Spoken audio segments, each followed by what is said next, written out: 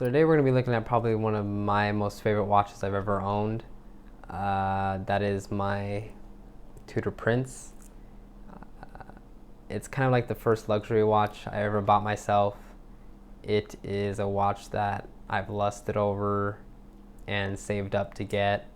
So I've had it for a while, and I'm going to give you my thoughts on it, show you how cool it is, or how cool I at least think it is, and let's get into the review. So here we are. This watch has probably been in my collection the longest for now. And it's going on probably about 2 years of ownership. So before we get too much into it, a little about Tudor as a brand. They were founded kind of in 1926 when the trademark The Tudor was created, and Hans Willdorf worked out a way to pretty much take up that trademark. And the first Tudor branded watch wasn't produced until 1932. So by 1936, Wilsdorf started revamping the brand. He added the rose and shield logo. And in 1946, Wilsdorf specifically founded the Montrez Tudor Company, which is, I think, the more direct offspring of the Tudor we know today. So about 1952, they released one of their more popular lines, the Oyster Prince, which is a descendant of what I kind of have today. In 1955, only 3 years later, they released the Prince Sub, or the Prince Submariner, and obviously, you know, kind of an affordable alternative to the Rolex Submariner, very popular. And in 1969, they released the Snowflake update to the Tudor Sub. So now we get the square indices and the rectangular not rectangular hands, but the snowflake hands, of course. So that's what kind of really started setting Tudor apart from its bigger brother Rolex. And in 1996, for their 50th anniversary, counting from the time when Wilsdorf founded the Montrez Tudor Company, they stopped using Rolex branded parts, pretty much. As we'll see with this Tudor here specifically, it has a Rolex signed case, a Rolex crown, and that was like that for many Tudor models for many years. But in 1996, they decided we're going to stop relying so heavily on the bigger brother, and we're going to do some of our own stuff, or at least say that we did it on our own. But towards the late 90s and the early 2000s, they actually pulled out of the American market. I don't know if it was due to lack of interest, which I assume is what it was, but they didn't really return into the US until about 2013. You know, they made their comeback with watches like the Pelagos, the Black Bay, and then later things like the North Flag, and then their in-house movements. So really, since their inception to now, they've really captured the market again. You know, they're a brand that's becoming obviously more recognized among enthusiasts. Their vintage pieces are getting more of a nod as well because, you know, affordable alternative to Rolex, as we see almost on the table here. But getting into this watch specifically, we have here a Tudor Prince Oyster dating back from about the early 1990s, obviously before 1996 when they stopped using Rolex on some of their parts. As we see, we have the Rolex crown and Rolex on the case back. So first, let's just get some dimensions out of the way. We have a 32 millimeter case, a lug to lug of about 39, and a thickness of pretty much 10 millimeters. And annoyingly, it is if I can grab it, it is a 17 millimeter lug width, which is very, very annoying. But yeah, it is a smaller size Tudor. This is 32 millimeters, which for most people, they'd be like, whoa, get that out of there, that's a woman's watch. But I have a small wrist. I think it works. It does look small, but I don't think it looks too small. Now, when this watch was first introduced, it was introduced as a mid-sized watch, not a lady's watch.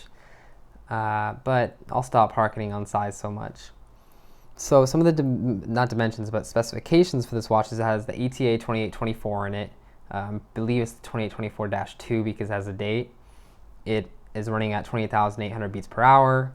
It has a beautiful linen dial, as we'll see later. We got the white gold fluted bezel, Jubilee bracelet, classic Rolex Oyster case with 100 meters of water resistance with a screw down crown. And that's pretty much it. Solid case back, folded links, hollow end links. So now, starting with this dial, which is probably pretty much the most interesting part of this watch.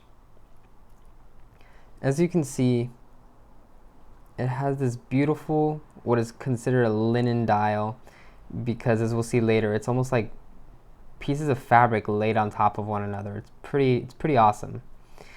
Other than the pretty awesome and really dynamic as you change it in different lightings, linen dial, we just have pretty plain baton markers as well as baton hands. Little cyclops to better see the date. Classic Tudor Shield logo. And T, Swiss made T at the bottom, meaning there's tritium used in all the lume on this watch. Because the dial is such a main part of this watch specifically, I think you'll forgive me in going pretty quickly to macro shots. So here we are on the macro level with the Tudor. And as you can see, there's just these beautiful, beautiful striations all throughout the dial. And it's just a really living, breathing pattern, because as you move it in the light, just new patterns and striations come out of nowhere, taking on just a different life and a different look at every angle. And if you have it just kind of pushed away up here, it just looks like a bunch of, vertical lines. But if you move it to the side, all these horizontal lines come out, all these boxes come out, all these alternating light and dark strokes come out. And it's such a living dial that honestly, I think for the price point where these can be had around 1,000 to 2,000, depending on what year they were made, what condition they're in, is just, I think, really amazing for what you get. Even looking at this level, you can see, the markers are pretty plain, nothing too special about them. It's just a printed track going around the outside. A nice applied Tudor logo. And all the markers and all the indices, even the hands, they all do catch the light very well. You see there's a nice line going down the middle of the hands there. Not really any misprinting in this dial, which I think is pretty awesome for how complicated I assume it is to produce this kind of dial. But overall, it's just really, really, really gorgeous. Even though those markers are pretty plain, I will say that they do catch the light very well. And I think it's okay that they're plain because it lets the patterning of the dial take the main stage and just really, be the star of the show, which it really is. So returning from our trip down macro lane, here we are looking at the case of this Tudor. And it very much is just a plain, not plain, but it is the typical oyster case. It has, if you can tell, it has the circular brushing along the top of the lugs going around the case. It has a polished side with drilled lugs, which is really nice. Always easy to get the bracelet off. Other side, again, just polished with the Rolex crown right there. And as I said earlier, we have that white gold fluted bezel, which the way it catches the light, you just see it there. It just shines, it shimmers, it does everything. That really is one of the main, I think, attractors to this watch besides the dial. The dial is great on its own, but something about that fluted bezel just really adds to it. And then here we have the Jubilee bracelet. It is polished on the outer links, brushed on the outer links, polished on the center ones. I feel like this brushing is done so fine, or maybe it's just from the wear over time, but it's kind of hard in some lights to distinguish between the polished and the brushed sections. I think at a further distance you can kind of tell, and depending on the lighting situation you can kind of tell, the middle links have a brighter appearance to them, but it's not really a major difference in any way, really. You see, when we get to the clasp, we have the classic little Tudor shield emblazoned there. Nice, and still after probably 20 years, still very pronounced. We got lots of micro adjustment on the clasp. We got 1, 2, 3, 4, 5, 6, 7 holes for micro adjustment, which is awesome. Always better to have more than less. Nice Tudor stamp in the clasp. And it is a stamp clasp. It's a product of the era, but it's, snaps securely. I've never had a problem with it. So we talked about the case, the dial, did a little macro. So let's see how this 32mm Tudor case wears. So for reference, earlier today, I was wearing my Tudor Pelagos, which is a 42mm watch, which is literally 10mm different than the Tudor over here. So here we are with the Tudor on my 6.5-inch wrist. Now, it is very much well within the extremities of my wristband. It does look smaller, I agree, but it's a matter of taste, really. It's if you like it, it's if you're comfortable with wearing a smaller size, if you're okay with going back to that age where 34s, 36s were commonplace. I have a small wrist, so what looks good on my wrist may not look good on someone with an 8-inch wrist. I would probably say this would look dwarfish on someone with an 8-inch wrist. But for me, I think it works, I think it fits well, and I think it doesn't look out of place. Now, the case sits very well on the wrist. It's not too thick, so it doesn't rise up too much. The Oyster case does curve somewhat.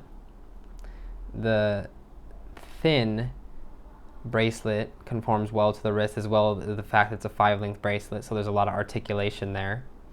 The clasp isn't too large, but it also has that large amount of micro adjustments which we went over earlier, so you can get pretty much a perfect fit with this, especially with how fairly thin, if I can get it, the links are, or fairly I guess not wide.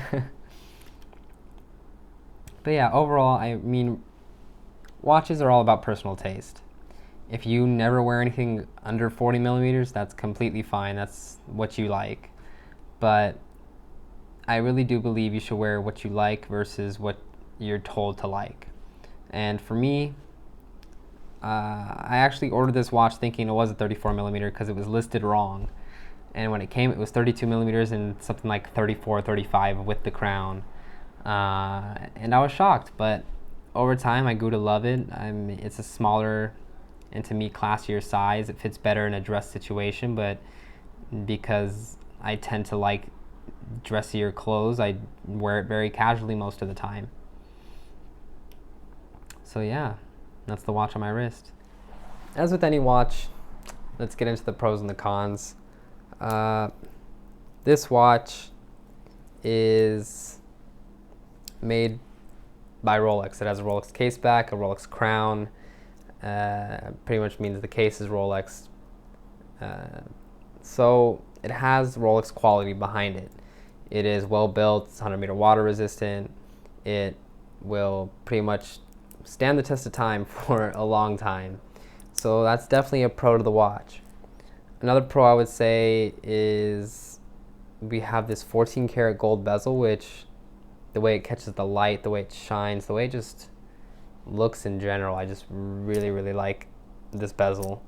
Another thing that I mentioned earlier is that the linen dial on this watch is actually better than a linen dial on a Rolex watch, which you would not think is the case, but it is. I've seen multiple Rolex linen dials, from Rolex Precision models to Rolex Oyster dates, and the linen is more dynamic on the Tudor. And honestly, in the end, a definite pro is this watch is just more affordable than if you wanted to get a Rolex alternative. It has the same design elements, it has a lot of the same quality, it has some of the same parts as a Rolex would. So overall, I think it's pretty much a great buy. So cons of the watch. Con for a lot of people will be the size. Now, of course, mine is 32 millimeters. That is very small by a lot of people's standards. In most of the other Rolex, not Rolexes, but most of the other Tudors were smaller than the Rolex counterparts. The Tudor print states, were made in I think 32 millimeters, 34 millimeters, and 35 millimeters for a day-date model. So that's pretty different than the Rolexes considered usually 34s, 36s, and some people won't like that. It's a matter of preference. Another thing about this watch is some may claim it has plain markers. It just has the simple baton indices. It has, or stick indices, I don't know what they're called, but it's one or the other. And yeah, I mean, they catch light well, they reflect nicely, but I agree that at sometimes it can look plain. But, a lot of Rolex models do the exact same thing. So I don't think it's that much of a con. It's definitely more of a classical look versus something like if you bought a dress watch now that has some crazy finished markers like the Grand Seiko that I have. It just has striations and crazy polishing, but this is just simple, serves its purpose, and I think it really just takes a backseat to the dial. And I think one of the biggest cons about the Tudor is the poor man's Rolex connotation. People a lot of the times are like, well, some people, they're like, you got the Tudor because you couldn't afford the Rolex. And in some cases that's true, in some cases it's not. For my case, I guess it's a little bit of both. 2 years ago when I got this watch, when I was fresh out of high school, looking for kind of like my first big watch, definitely couldn't afford the Rolex, but I always thought Tudor was kind of cooler anyway. It's lesser known. It's kind of the enthusiast brand. It has a lot of the same quality as the Rolex would. Of course, there is a little bit of a step up with a Rolex model, but for me, this had most of what I wanted and needed, and I've had a great experience wearing it over the past 2 years. And honestly, I feel like if you want the look of a Rolex, if you just want a nice watch, if you're maybe even pondering a Rolex, you don't know if you're gonna like it, I think Tudor's a great way to go. It will save you some money, it'll look timeless, and overall, I think for the price, it's really a great buy. So thank you for watching my video. Sorry if I was a little rambly. I'll see you some other time.